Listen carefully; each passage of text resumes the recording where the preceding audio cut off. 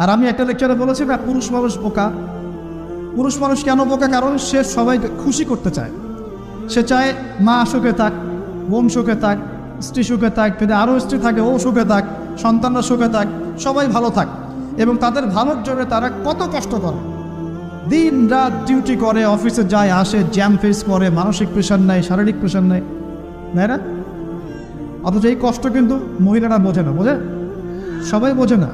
আছে অনেক ভালো স্ত্রী আছে, কিন্তু সবাই কিন্তু বোঝে না।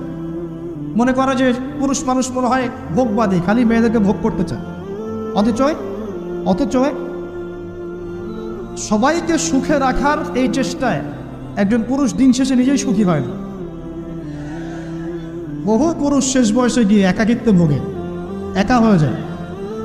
এই জন্য বলছি ফ্যান্টাসি বাদ দেন। ফ্যান্টাসি বাদ দিয়ে হালাল রিজিক হয়েছে, একটা নেককার পরহেজগার মেয়ে দেখে বিয়ে করেন।